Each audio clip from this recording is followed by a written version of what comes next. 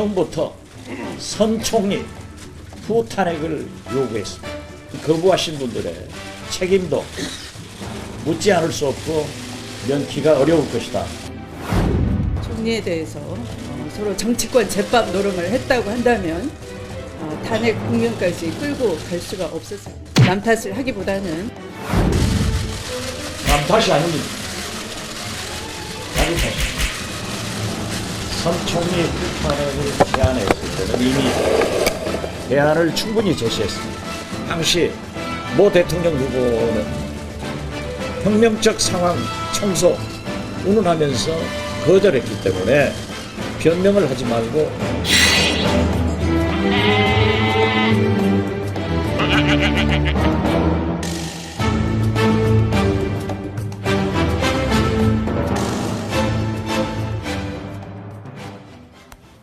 네, 고성국 라이브쇼 함께하고 계신 지금 시각 6시 44분입니다. 첫 번째 문자 도착했습니다. 0610님, 예, 3.1절은 태극기 개항하는 날. 3.1절은 태극기 개항하는 날. 그렇게 이런 주셨네요. 문자를 첫 번째 문자로 저희들이 받았습니다. 고맙습니다. 네, 자 다음 코너입니다. 꽉 막힌 전국, 답답한 속을 시원하게 풀어드릴 시국 토론 공감 100.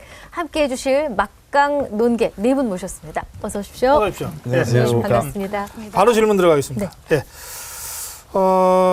저희가 이 지목 토크라고 하는 거를 이제 시작했습니다.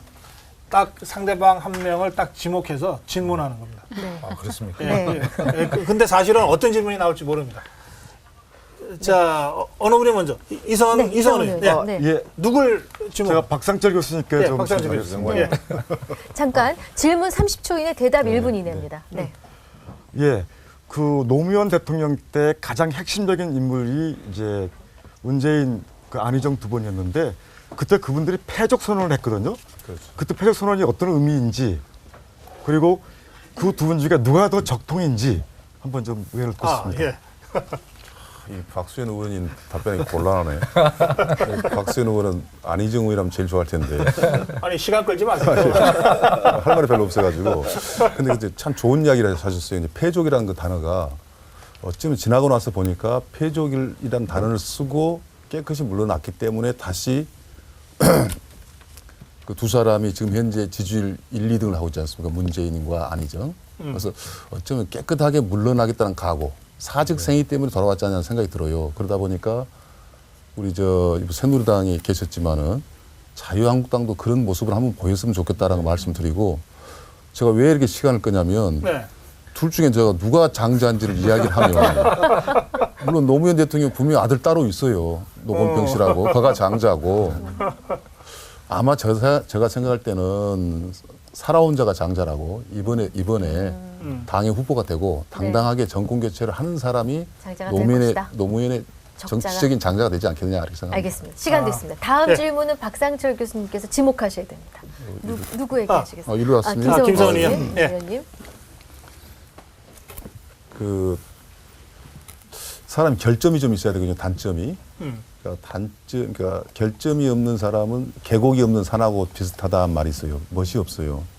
개인적으로 우리 김 교수님의 개인의 결점과 자유한국당을 보니까 가장 큰 결점이 뭡니까? 자유한국당을 봤을 때. 미스 코리아 컨테스트 같아갖고 뭐라고 답을 해야 될지. 무슨 말이 전달됐죠? 정치와 관련된 질문을 해주실 줄 알았더니 결점투성이죠. 뭐 아는 것도 부족하고 말도 잘 못하고 제가 굉장히 부족하다는 거를 시간이 가면 갈수록 많이 느끼는 것 같아요. 그래서 저는 제가 보기엔 제가 결점투성이고요. 최근에 들어서 나이가 먹어서 그런지 눈이 자꾸 작아지는 게 그게 참 슬픕니다. 자, 예. 질문은 자유한국당의 결점. 네, 자유한국당의 결점. 뭐 지금 많은 분들이 사실은 믿어주시지를 않으니까 그래서 그거를 믿어줄 수 있는 모습을 보여줘야 되는데 지금 현재 뭐 지도부에서 원로분들이 굉장히 애를 많이 쓰시는데 좀 더 젊은 사람들의 목소리가 나올 수 있는 당이었으면 좋겠다라는 생각을 합니다.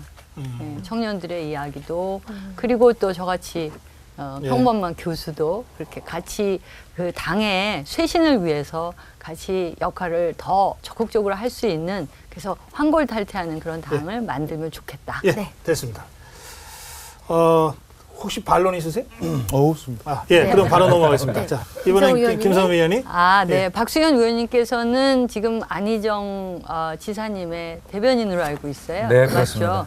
근데 최근에 안희정 지사께서 그 사무금융노조에 가서 무슨 얘기를 하셨냐면 민주주의와 경제 체제의 가장 중심축은 노조다. 노동이다. 노조다. 그래서 노동 재판소 이런 걸 만들겠다고 얘기를 하셨거든요. 근데 우리나라가 노동 경직성이 세계 경제 포럼에서 138개 중에서 77이고요.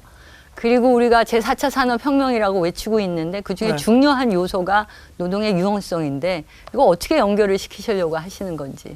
그래요. 예, 질문이 저만 이렇게 어려운 질문을 하기가 아마 놀랍게도 안희정 후보가 가장 이 분야와 관련해서 강조하는 말이 노동의 유연성일 것입니다. 아마 그 진영에 있는 사람들이 노동의 유연성 이야기하기가 쉽지 않지요. 자, 노동의 유연성을 강조하지 않을 재간이 없다. 통상개방국가 여러 가지 관계 속에서. 그렇다면 우리가 지금 토론해야 할 것은 노동의 유연성의 찬반이 아니라 노동의 유연성으로 인해서 올 수 있는 비정규직의 문제나 노동자의 문제 이런 것들을 가지고 머리를 맞대야 되는 문제이지 그 자체를 가지고 토론해서는 안 된다라고 하는 이야기를 계속 강조하고 있거든요. 그러면서도 결과적으로는 아까 그 노동조합이나 뭐 노조 이런 것들을 강조한 측면은 그런 측면에서도 노동의 유연성을 강조하지만 결과적으로 그런 내가 흘린 땀에 대한 대가 이런 것들을 만들어내는 그런 측면에서는 결과적으로 노동의 주인인 내가 주인으로 참여해서 함께 논의할 수 있는 구조는 최소한 돼야 되겠다는 그런 의미를 강조하는 것으로 알고 있고요. 예, 네, 그래서 시간 됐습니다. 30초 반론. 네. 노동의 유연성이 어떤 측면에서 중요하냐. 조금 전에 정규직 얘기하셨잖아요.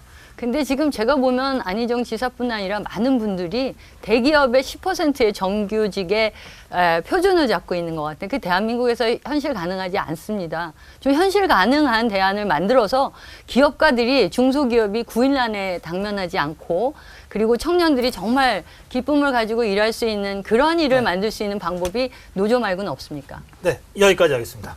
자, 제가 박수현 답변해야 의원님. 돼요. 아니, 답변이 아니고 네. 이제 답변 시간 끝났어요. 질문을 하셨어요. 질문 시간이. 질문. 예. 저 질문입니까? 네. 아니, 근데 꼭 답변하고 싶으면 네. 예, 기회를 드릴게요. 아니 지금 김성훈 의원님께서 말씀하신 그러한 제안들 그런 제안들도 다 테이블 위에 올려놓고 우리가 새로운 정부가 출범하면 그런 전문가 집단들이 모여서 서로 좋은 아젠다에 대한 어떤 해법의 세팅 이런 것들을 해야 된다 이런 좋은 제안으로 또 받아들일 수 있습니다. 그럼 그때 저 김성은 의원을 모셔다가 한번 얘기 들어보죠. 알겠습니다. 예. 자, 자, 이제 지목 토크로 예열 끝났습니다. 네. 저한테 질문 안 했는데요. 아직 안 하셨군요. 예, 제가 죄송합니다. 질문할 차례입니다. 죄송합니다. 네. 질문 시작. 네, 질문. 그렇습니다. 그 19대 국회의원을 했는데 국회에서 보면 사실은 여야, 진보, 좌우의 그런 어떤 대립 이런 것들이 굉장히 현실 문제를 풀어가기 어려움들이 있다는 것을 절감한 시간이었거든요. 우리 이성환 전 의원님께서는 서대문에서 용호 상박, 우상호 지금 더불어민주당의 원내대표와 함께 지금 5번 선거를 치르셔서 오전 2승 3패. 그렇습니다. 한번더 지었는데 네네. 자, 그렇게 지역에서 좋은 라이벌이 있다는 것은 굉장히 좋은 일이기도 하지만 굉장히 스트레스를 많이 받기도 할 것 같은데 그런 측면에서 어떤 두 분이 그런 관계를 좀 더 발전적으로 할 수 있는 방법이라든가 또 그 스트레스를 이기는 방법이 있으면 좀 소개를 하시기 바랍니다. 그게 여야 진보 좌우의 대결에 해결에 좀 보탬이 될 것 같아서 여쭙는 것입니다. 사실은 처음부터 좀 지역구를 나눠가지고 이렇게 나왔으면 네. 좋았을 텐데 지금 현재 이제 2000년부터 지금 5번을 싸웠거든요. 그래서 사실은 남들이 볼 때는 정말 참 질긴 인연이다 이렇게 하는데 저는 우상호 의원이 굉장히 훌륭하신 분입니다. 그러다 보니까 제가 16대 때 먼저 국회의원이 됐지만 지금은 이제 역전돼가지고 2승 3패가 됐는데 저는 우상호 의원이 정말 원내대표로서 정말 나라를 위해서 좋은 일을 할 수 있도록 하는데 있는 동안은 열심히 할 수 있도록 도와주는 것도 필요하다고 생각합니다. 그런데 필요한 것은 실제로 나라를 위해서 일하는 것이 너무 정파적으로 이렇게 가는 것은 좀 문제가 있지 않은가 생각이 들어서요. 그러니까 다음번에는 그렇게 가면 제가 가서 다시 일을 해야 되겠다는 생각을 하게 되었습니다. 그래요. 제가 우상호 원내대표도 잘 알고 또 이성원 의원하고도 잘 아는데 두 사람 또 같은 연세대학교고 네. 이 총학생회장 출신이에요. 두 사람 다. 그래서 5번이나 지역에서 이렇게 한다는 게 참 이게 쉬운 일이 아니에요. 어려운 일입니다. 예, 근데 하여튼 두 사람 다 잘 되기를 바랍니다. 아이고 고맙습니다. 네. 제가 예. 반론할 시간 같은데 앵커께서 다 해주셔서 고맙습니다. 아니 무슨 반론이 필요한 얘기가 아니에요.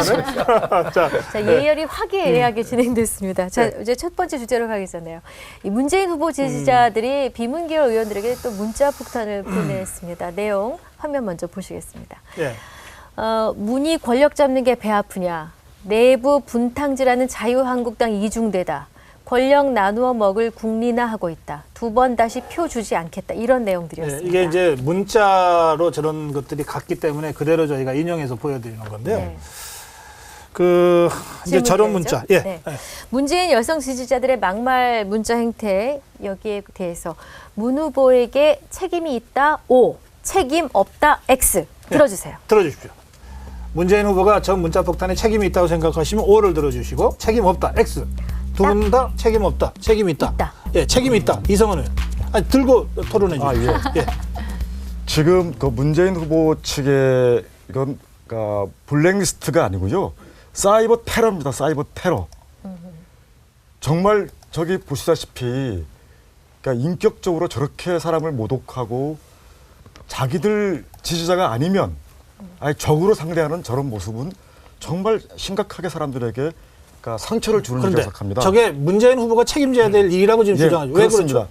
아니 지금 문재인 후보 지지자들이 갖고 있는 패권주의적인 행태가 동지가 아니면 전부 적으로 보기 때문에 지금 문재인 그 민주당 내부에서 32명에 달하는 내부 국회의원들에게 저렇게 보낸 거 아니겠습니까? 그러면 같은 당 내부에 있는 사람들 중에서도 자기에게 동조하지 않으면 예. 이렇게 지지하는 사람들이 저런 문자를 보낸다는 것은 정말 이거는 걱정스러운 문제가 수 있습니다. 들어주시고요. 네. 예.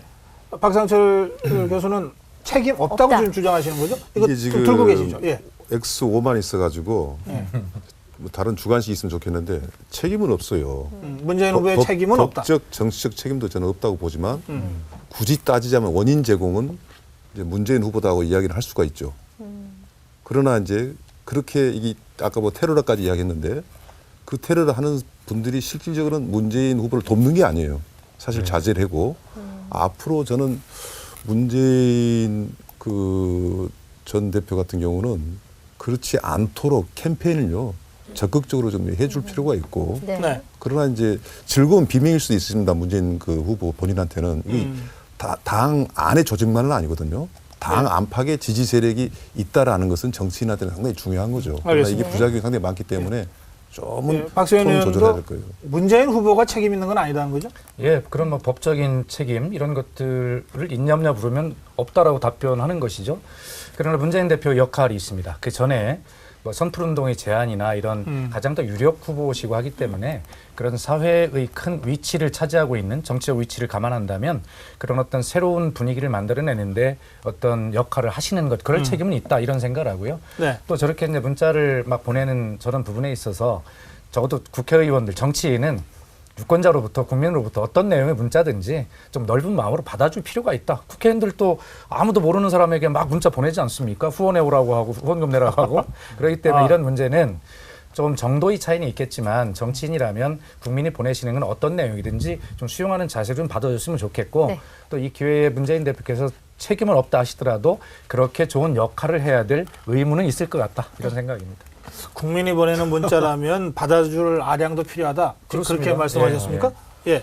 아니 저는 이게 사이버 테러라고 그랬는데 저는 지금 오죽하면 그 당 내부에 있는 분들이 이게 마치 블랙리스트라고까지 얘기를 이렇게 하고 있지 않습니까? 그렇기 때문에 아무리 정치인들이 예를 들어서 그러니까 폭넓게 예를 들어서 네. 국민들의 뜻을 받아준다 알겠습니다. 하더라도 이렇게 그러니까 인격적으로 파괴하는 네. 이런 식의 그 문자 테러는 저는 있어서는 안 된다고 예, 생각합니다. 김상원 의원. 예. 첫째, OX는 법률적인 OX를 얘기하는 건 아니었던 것 같고요. 어쨌든 대변인은 문재인 전 대표하고 상관이 없다 그랬어요.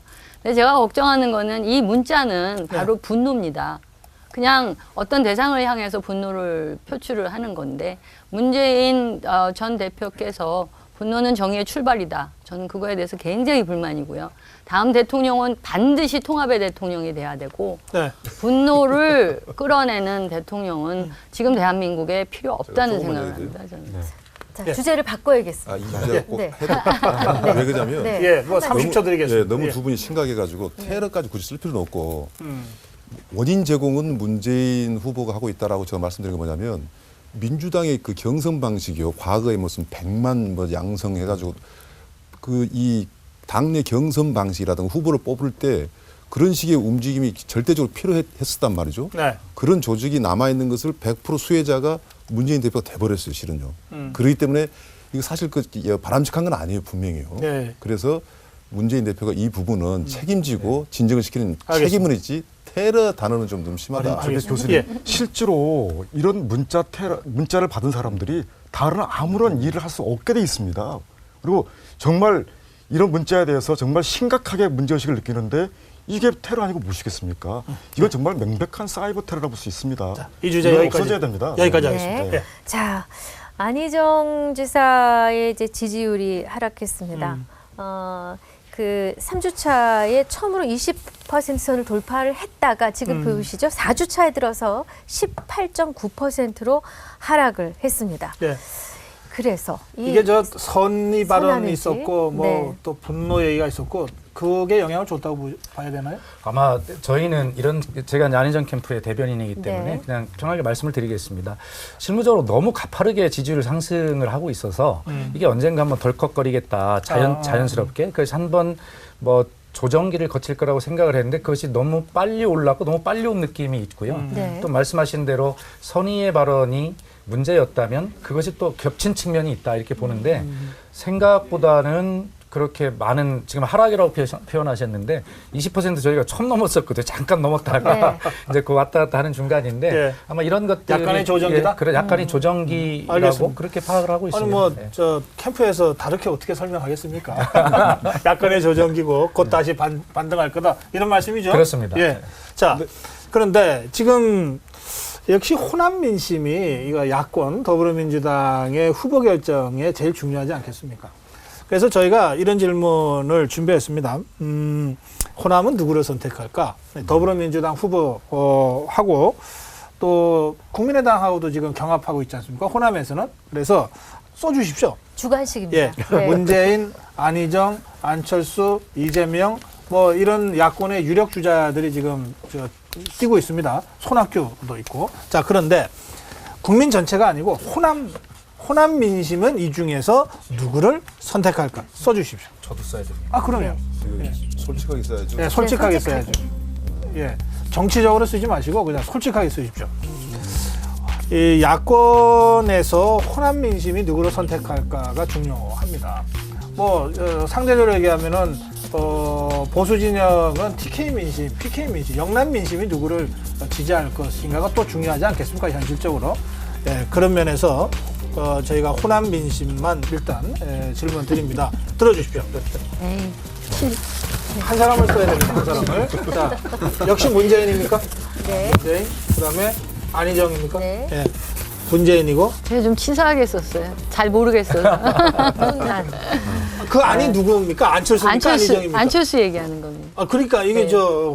헷갈리기 안철수. 쉽겠어요. 지금 아, 안이 왜냐면- 둘이라서. 일단 안철수는 따로 물어볼 거죠? 아니요, 같이 물어봤어요. 아, 그랬어요? 아, 지금 바꾸시겠습니까? 아, 됐습니다. 예, 그래요. 설명. 세 분이 문재인, 안철수 네. 그리고 안희정. 네. 예, 뭐 저부터 주장해 할까요? 보시죠. 예. 예. 아까 우리 김성원 의원님께서 말씀하셨지만 이제 이 탄핵을 겪고 난 이후에 대한민국은 통합의 대한민국으로 가야 한다는 과제를 안게 됐지 않습니까? 예. 그런 어떤 시대 정신을 이끌고 갈 것은 우리 대한민국 평균에서도 사실 민주의식이 가장 높았고 시대를 이끌어왔던 호남 민심이 그런 것들을 좀 견인해 갈 것이다라는 기대가 있는데 예. 그런 측면에서 보면 안희정 후보가 최근에 어떤 통합의 메시지 또 미래의 메시지를 많이 던져왔기 때문에 호남은 그런 측면에 주목하고 정확하게 어떤 것이 선택의 기준이 되어야 될 네. 것인가를 잘 알고 계실 것이다. 또 안희정 후보 입장에서는 호남에서 바로 그러한 측면에 네. 초점을 두고 메시지를 던질 네, 것이다. 말씀 중입니다만 저 호남 표 있지 지지율이요? 않습니까? 네. 예, 안철수, 안희정의 호남 지지율 추이가 안희정이 쭉 앞서다가 지금 떨어졌습니다. 그리고 안철수가 지금 역전시킨 그런 이 추이를 보이고 있습니다. 그래 처음에는 예. 저희가 안철수 전 대표 후보를 이길 거라는 상상을 해볼 수가 없는 수준에서 시작한 것입니다. 예, 그렇습니다. 여기까지 온 것만 해도 대단하다? 그렇습니다. 여론이라고 하는 것은 여러 가지 변수를 가지고 늘 변하게 있기 때문에. 알겠습니다. 네. 자, 우리 김성원 의원은 안철수를 쓰셨어요? 문재인 안철수? 네. 예. 왜냐하면 호남에서는 될 사람을 밀어줄 거라고 생각을 합니다. 그래서 그럼 만약에 안희정은 안 될 거다? 제 생각에는 좀 어려울 것 같다는 생각이고요. 그 다음에 두 번째로 아무래도 국민의당은 제가 보기에는 호남당이라고 해도 과언이 아니거든요. DK당이라고 해도 과언이 아니기 때문에 안철수 전 대표가 어떤 모멘텀을 가지면 그쪽을 선택해 줄 개연성이 더 많을 거다. 아까 그래프에서 보면은 지금 현재 문재인 후보의 지지는 40%가 넘습니다. 그래서 아마 호남에서는 대통령을 만드는데 할 건데 만약에 좀 다른 변화가 있으면 안철수를 선택하지 않을까. 예, 문재인 쓰신 두 분은 뭐 생각이 비슷하시겠죠? 아니 저는 좀 다릅니다. 아, 그래요? 예. 어떻게 다르신가요? 사실은 노무현 정권 때 그러니까 문재인 비서실장이 있었고 그때만 해도 호남 지역의 인사 문제에 있어서 현저하게 편파적으로 호남 사람들이 동용할 수 없게 한 사람이 문재인이라는 그런 얘기평이 나면서 사실은 문재인 후보가 호남 지역에서 굉장히 여론이 안 좋았던 게 사실이었습니다. 네. 그렇기 때문에 거기에 안철수 씨도 거기에 뿔을 내릴 수 있었고 또 안희정 우리 후보도 어느 정도 지지를 얻을 수 있는 분이 됐죠. 최근에 와서 이렇게 지지율이 바뀌고 있는 점 마치 이제 문재인 후보 쪽에서는 대세론이 돼가지고 이미 호남 지역에서도 전부 나를 지지하고 있다고 이렇게 얘기하고 있지만 사실은 그러니까 40%대밖에 안 됩니다. 과거 같으면 거의 80% 90% 가까운 그런 지지가 그러니까 야권 후보에서 받았을 텐데 지금 현재 받는 지지율을 보게 되면 그러니까 40%밖에 안 됩니다. 이거는 대세론은 이미 그러니까 있지 않다는 것을 말해주는 것이고 그러나 그래도 그중에서 이길 수 있는 사람이 누군가에 대해서 판단하는 근거가 있기 때문에 알겠습니다. 아마 그 호남에서 지지율이 좀 앞서 있는 것이 아닌가 생각합니다. 네. 우리 이성은 의원님도 고향이 전라도죠. 네, 전라도입니다. 저는 부모님, 아버님도 전라도에 계시고 장인, 장모, 처가 다 전라도에 저만 서울에 있어요. 네. 정말 전라도하고 그 호흡을 같이 하고 있는 거 마찬가지입니다. 네. 호남 정치가 뭐냐면요. 아까 이야기 잘 하셨어요. 정권 교체가 할 수 있는 사람으로는 1번이지만 더 중요한 것이 누구로 정권 교체를 할 것인가를 굉장히 대선 앞에서는 심각하게 집단적 이성이 발동이 됩니다. 그 중에 하나가 순서가 있었어요. 민주당으로 할 거냐 말 거냐 고민을 했었는데 일찍이 민주당으로 마음을 정했습니다. 그 다음에 누구로 할 것이냐라고 했을 때 문재인으로 가고 있는 것이 현실이다. 나에게 좀 그래서 민주당을 가로 안에 넣고 그래서 문재인을 쓰셨군요. 그래서 우리 박 의원이 있기 때문에 약간 말하면서도 냉정하게 해야 됩니까 했지만 다만 이건 있을 수 있어요. 민주당 안에서의 경선 과정이라도 알 수가 없기 때문에 알겠습니다. 민주당에 대해서는 이미 안착을 했다. 자, 그런데요. 지금 그 말씀이 이제 민주당 경선을 중심으로 해서 지금 또 이제 얘기가 가고 있는데 조금 전 오늘 들어온 소식이 있습니다. 그 국민의당 전북도당에서 민주당 그 경선에 참여한 선거인단 100만 명 그게 부풀려진 의혹을 제기를 했습니다. 왜냐하면 그러니까 한 회사에서 그러니까 중소기업인데 중소기업의 상관이 부하 직원들에게 일제히 선거인단에 등록하라는 지시가 있었다라는 정황이 밝혀졌다는 보도가 있었습니다. 그러니까 그 지역의 한 기업에서 그런 정황이 발견됐다. 말씀을 그렇게 하세요? 희한한 뉴스 같잖아요. 제가 아는 그 동아일보 논설위원인데 그분은 평상시 저하고 반대 정견을 식견을 좀 가지신 분이에요. 좀 물어봤어요. 민주당 경선 선거 인단 들어갔습니까? 했습니다. 그래요. 그래서 누구 찍냐는 안 물어보죠. 누굴 찍으려고 들어왔습니까? 물어보진 않았는데 그분은 민주당 특히 문재인 후보는 별로 안 좋아하시는 분인데 자기 남편, 딸 다 그 모집에 하라고 이야기를 했다. 그거하고 별 차이가 없거든요. 이게 지금 사실은. 근데 방금 같이 이야기를 하니까 아니 그게 아니고 마치 강제 모집을 해서 뉘앙스가 잘못 들으셨나 봐요. 그게 아니고 조금 전에 저희가 방송을 하기 위해서 스튜디오에 들어왔는데 그때 속보가 떴어요. 그리고 국민의당이 공식 논평을 했어요. 그래서 마침 이야기가 그 민주당 경선으로 지금 가고 있어서 그런 문제 제기가 있는데 이거 어떻게 해야 됩니까? 이렇게 지금 질문 드린 거예요. 제가 한 말씀만 드리면 아니 제가 이제 그 발언계를 좀 드리겠습니다. 저 민주당 경선 룰을 만들면서 가장 중요했던 것이 완전 개방으로 하자는 뜻은 뭐냐면 바로 이런 거죠. 몇만 명이 동원을 해도 효과가 안 나오도록 100만 명, 2만 명 돼도 오픈을 하자라는 거기 때문에 네. 그러한 정치적 행위들은 눈살 짚은 것도 있을 수도 있을 수 있지만 별 영향력은 대세에 별로 관계 없을 없다. 것이다. 알겠습니다. 네. 예. 네. 아니 실제로 지금 그 민주당에서 이렇게 선거인단을 국민에게 모집해가지고 경선을 치려고 하는 이런 모습에 대해서는 정말 심각한 어려움이 있다고 있고 또 어쩌면 굉장히 문제가 있다고 생각합니다. 왜냐하면 사실은 정당의 후보를 낼 때는 자기 당에 책임 있는 사람이 그러니까 그 투표를 해가지고 뽑는 것이 바람직하지 여론몰이 해가지고 이렇게 몰아가는 것은 굉장히 그는 좀 위험하기도 하다. 그리고 사실은 지금 보면 가장 구태 중에 하나가 그런 사람을 모집하기 위해서 눈에 보이지 않는 많은 비용을 쓰게 되고 결과적으로는 좀 부패한 정치를 만들 수 있는 계기가 되기 때문에 저는 이런 점에서는 그러니까 완전 개방이라는 것이 굉장히 그러니까 말은 좋지만 실제로 내용적으로는 굉장히 문제가 많이 있는 것이다. 네. 당에서 생각을 이성은 합니다. 의원이 조직 쪽을 오래 일을 해가지고 그 우리 정치 현실이 그렇게 그 간단치 않다 이 얘기를 예. 동원 경쟁을 하기 때문에 지금 그런 얘기가 나오는 겁니다. 제가 그러니까 지금 말씀을 기업에서 예. 예를 들어서 아니, 이렇게 저도, 집단적으로 예. 하게 하는 거죠. 저도 민주당 소속의 한 지역을 맡고 있는 지역위원장이고 네. 조직 동원을 하게 된다면 제가 나서 조직 동원을 해야 될 책임자일 겁니다. 네. 그런데 다른 역대 어떤 선거보다요 이번처럼 자유스럽고 또 아주 국민 참여적이고 열정적으로 스스로 그렇게 하는 사례를 정말 굉장히 기쁜 마음으로 목도하고 아하. 있거든요. 그렇기 네. 때문에 아까 우리 교수님 말씀하신 대로 이 규모가 굉장히 커지면 그런 네. 어떤 지금 말씀하시는 약간의 어떤 문제되는 행태나 태도 이런 것들이라고 하는 것이 그게 미미하기 때문에 큰 미미하다. 영향을 미칠 수가 없고 네. 어쨌든 과거에 어떤 때보다 저도 놀라울 정도로 자발적 참여가 굉장히 많은데 네. 이것은 바로 이 시대를 한번 바꿔내라고 하는 또 민주당이 알겠습니다. 예. 정권 교체를 해야 될 수권 정당으로 지금 자리매김해 가고 있기 때문에 네. 그런 데 대한 국민의 격려다 이런 생각을 가지고 있고 네. 또 지금의 새누리당 전에 새누리당이죠. 지금 자유한국당도 어쨌든 그런 기회가 왔을 때 국민의 그런 당내 경선까지 전폭적인 지지를 받으면서 또 나라를 이끌어 갈 수 있는 그런 기회가 서로 있기를 저도 바라고 또 알겠습니다. 그것이 바람직하다 이런 생각입니다. 그러니까 평론가가 이제 해석을 한다면 아니 뭐 그런 일이 일부 있다 하더라도 그건 대세에 관계 없습니다. 그래서 규모가 중요합니다. 이렇게 할 텐데 자, 이게 정치하시는 분들이니까 사실은 별거 아니지만 이렇게 뭐 무슨 저 국민 참여 경선 한다는데 뭐 일부에서 동원됐다더라고 하는 국민의당의 논평이에요. 이런 것들이 그 경선의 본래 취지나 이런 것들을 굉장히 그 훼손하지 않습니까? 그런 점에서 뭔가 좀 더 적극적인 그런 좀 말씀들이 당 차원에서는 좀 있을 필요가 있다. 저는 개인적으로 그렇게 생각합니다. 자, 다음 주제로 가보죠. 이번엔 예. 한국당을 살펴보겠습니다. 홍준표 지사 이 대선 출마하려면은 당원권 회복이 우선인데요. 임명진 위원장과 만났을까요? 만났어요? 예. 네, 화면 보시겠습니다. 아직은 뭐 홍준표 대표가 무슨 연락이 없습니다. 예, 뭐 재심 청구를 해야 되는데요. 한 번 전화를 한 적이 있는데 뭐 당원권 말씀을 하길래 그래도 맨입은 안 된다. 점심을 사야 된다. 제가 그렇게 대답했습니다. 대련 말고 그냥 간단한 그냥 곳에서 점심 한 그릇 사면 제가 허심탄회하게 제 의견을 좀 말씀드리려고 생각합니다.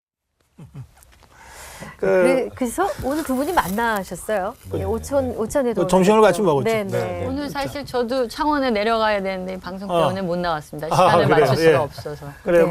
네. 저 홍준표 지사의 당원권 회복 문제 네. 어떻게 가닥이 잡혔습니까? 김성은 의원. 뭐 지금 현재는 뭐 당규 22조에 따라서 기소가 네. 되면 당원권이 정지되고 있는데 이번에 아무래도 무죄를 받았으니까 네. 그 부분에 대해서 지금 상황적으로 국민이 그리고 보수가 홍준표 지사를 원하고 있고 제가 알기로는 한국당에서는 많은 후보가 나와다 불임정당이라 그래갖고 네. 아이를 많이 낳으려고 그래서 뭐 오시는 것도 나쁘지 않을 거다라고 생각하고 아마 뭐 알겠습니다. 나오시지 않을까 저는 그렇게 생각하는데요. 지도부 일원이 저 정도 얘기하면 되게 저 당원권 정지를 푸는 쪽으로 가닥이 잡혔다 이렇게 해석해도 되는 거죠. 뭐 근데 오늘 예. 오찬에서 그 참여했던 분 중에 한 분이 이제 그 얘기를 했던 모양인데 네.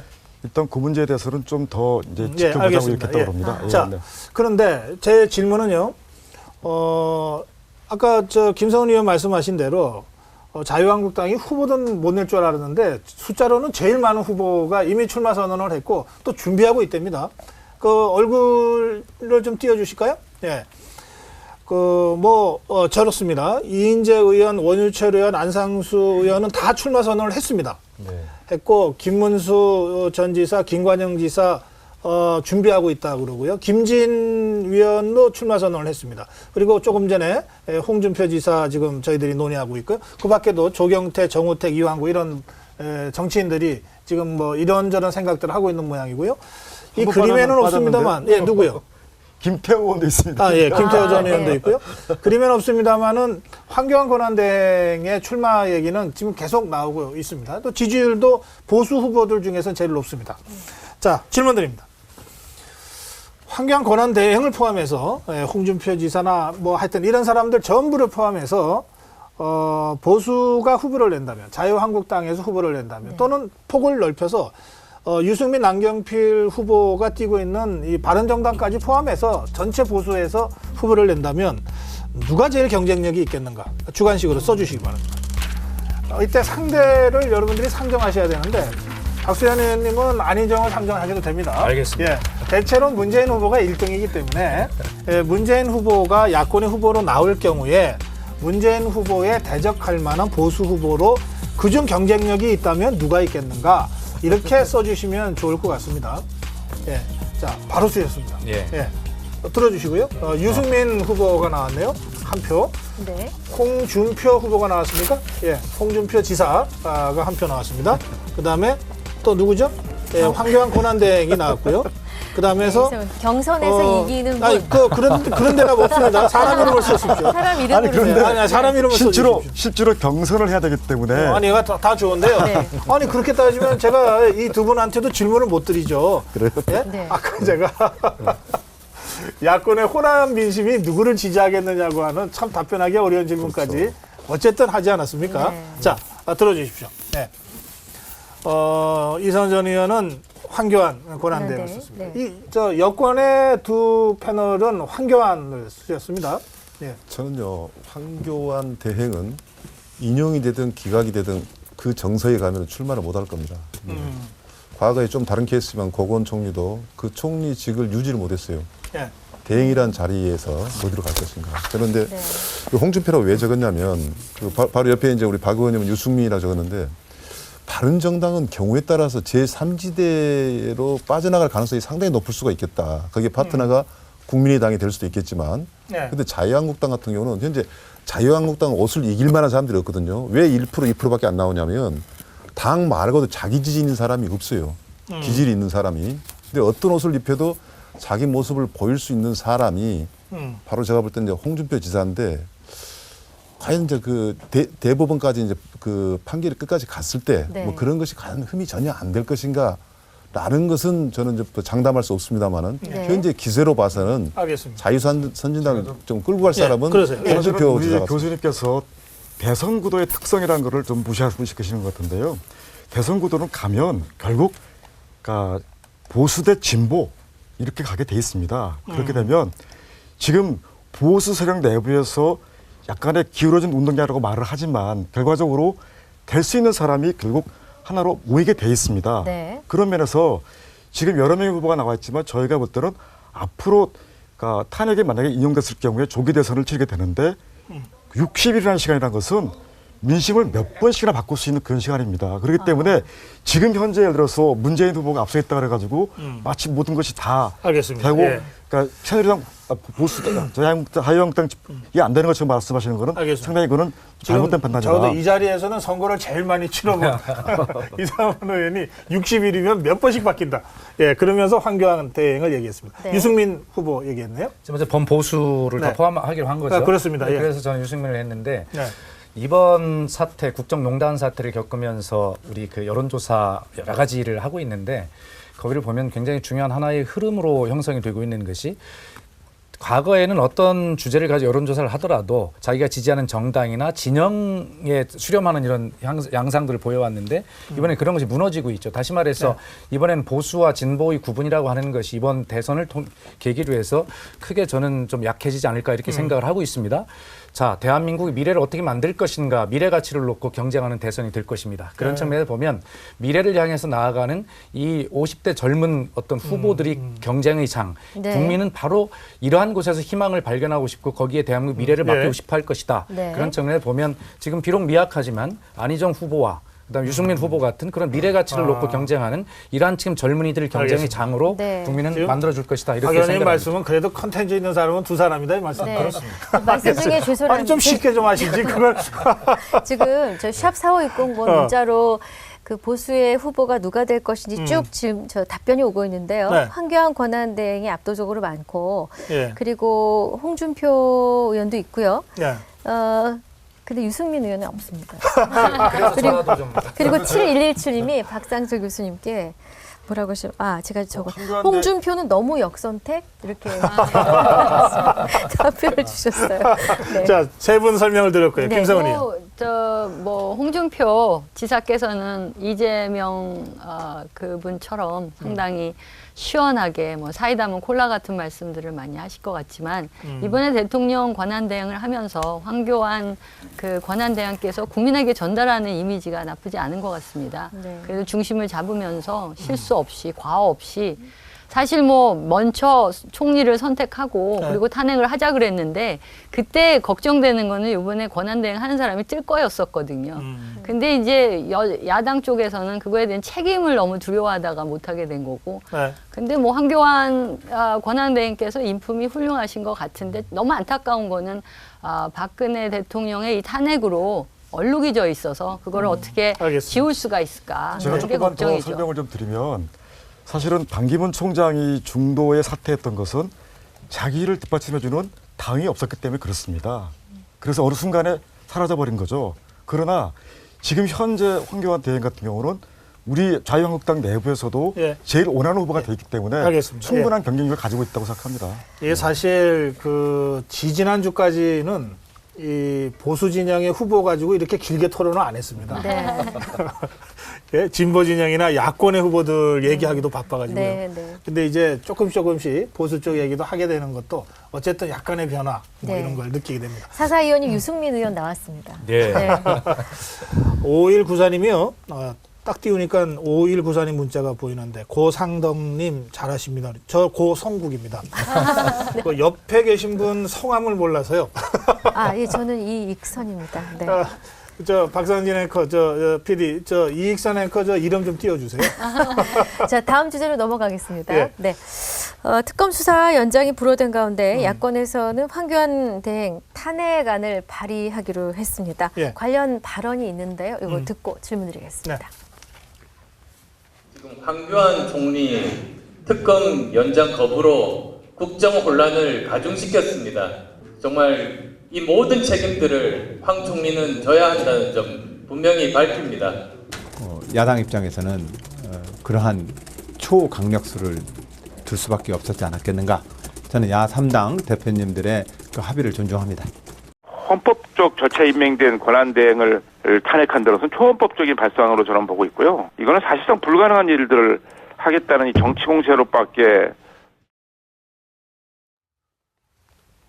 예. 네. 자, 바로 질문 드리겠습니다.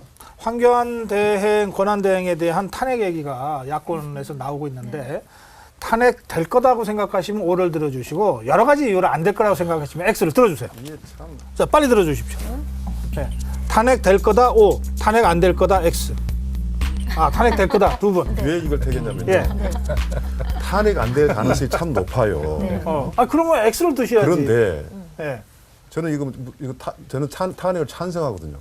저는 황교안 대행의 행위는 헌법학자 입장에서 볼 때 아니, 그런데 교수님, 100% 탄핵감인 교수님. 거예요. 아니 학생이 교수 질문 어렵다고 질문을 자기한테 바꿔서 답변 지내는. 제가 학생 아니지 않습니까? 아니 팬을 그렇죠. 토론자로서. 아니 제가 될 거냐 안 될 거냐고 여쭤봤지. 이게 아니 우문 현답을 원한 거죠. 될 거냐 안 될 거냐. 알겠습니다. 아마 안 될 거라고 짐작하시는 것 같아요. 그러나 돼야 한다고 주장하시는 겁니다. 주장하시는 거예요. 네. 안 될 네. 거다. 김성은 의원. 저는 안 될 거라고 보고 안 돼야 된다고 생각을 합니다. 네. 대통령 권한 대행으로서 자기가 네. 할 수 있는 권한을 알겠습니다. 행사를 한 거고요. 네. 저는 탄핵이 안 된다고 보는 게 음. 야당이 워낙 전략적으로 황 대행을 탄핵시키면 대권 주자로서 확실하게 기반을 만들어주기 때문에 저는 안 할 거로 봅니다. 그래. 저 어떻게 보십니까? 한마디요. 예. 네. 그리고 이번에 황교안 대통령 권한대행께서 이번에 특검 다시 만들 수 있다라는 얘기도 했습니다. 예, 알겠습니다. 네. 예. 하면 되죠, 그런 식으로. 저도 사실은 이게 현실성과는 별개로 탄핵이 돼야 된다는 입장, 그리고 이미 황교안 대행이 특검 연장 안 한 것, 이런 네. 것들은 사실 국민 민심의 바다에 놓으면 이미 탄핵이 되었다라고 알겠습니다. 생각합니다. 알겠습니다. 한편 이 황교안 권한대행 체제와 관련된 책임론 공방이 이어졌습니다. 관련 발언입니다. 예. 총리에 대해서 서로 정치권 제밥 노름을 했다고 한다면 탄핵 국면까지 끌고 갈 수가 없었을 것입니다. 서로 남 탓을 하기보다는 남 탓이 아닙니다. 자기 탓입니다. 선 총리 후탄핵을 제안했을 때는 이미 대안을 충분히 제시했습니다. 그렇지만 당시 모 대통령 후보는 혁명적 상황 청소 운운하면서 이것을 거절했기 때문에 오늘을 예측하지 못한 선 총리 임명 제안은 탄핵을 회피하기 위한 꼼수로 그렇게 제안이 된 것이죠. 만약에 그 논의에 야당들이 들어섰다면 저는 탄핵이 제대로 이루어지지 않았을 그런 가능성이 높고. 자, 1분 남기고 질문 드립니다. 문재인 후보의 발언에 동의하시면 O를 들어주시고 박지원 대표의 발언에 동의하시면 X를 들어주세요. 중간 없습니다. 자, 들어주십시오. 네, 중간은 없습니다. 문재인 후보의 이정도는. 발언에 동의하시는군요. 당시에 선 총리로 갔으면 탄핵도 못했을 거다. 못하죠. 왜냐하면 12월 9일 날 탄핵을 했으면 안 됐을 수도 있지만은 국민의당 박지원 대표 때문에 12월 9일 날 했기 때문에 탄핵은 맞는데 거국 내각을 받아들이면 알겠습니다. 탄핵까지는 못 갑니다. 그래서 문재인 후보 말이 맞다. 예. 뭐 김병민 박지원 대표의 말이 맞다. 네. 뭐 그때 서로 야당에서 누굴 해야 되느냐의 합의점을 못 찾을 것 같기 때문에 탄핵이 늦어질 거라고 얘기를 했던 건데 그 김병준 총리가 그냥 그걸 받아들였으면 탄핵도 동시에 다 할 수 있었던 게 아닐까요? 네. 저는 지금 누구의 말이 옳으냐를 따지기 앞서서 탄핵이라는 게 조잘하게 헝칼이 아닙니다. 탄핵은 헌법 65조를 보게 되면 명백하게 헌법을 위반하거나 범죄를 저질렀을 때 가능한 것이지 그냥 이렇게 정치적으로 마음에 안 든다고 해서 탄핵할 수 있는 사안이 아닙니다. 알겠습니다. 네네. 네, 마지막 박수영. 예. 박상철 교수님의 말씀에 보태서 한 말씀 드리면 저 당시에 금방 잊으신 것 같은데 총리의 업무 범위와 권한을 어디까지 할 것인가 명확한 이야기가 없었기 때문에 야당에서 사실은 총리 임명에 거부했던 것입니다. 네. 자, 오늘 시국프로 여기서 공감배 여기까지입니다. 네 분 자, 고맙습니다. 감사합니다. 자, 박수하십시오.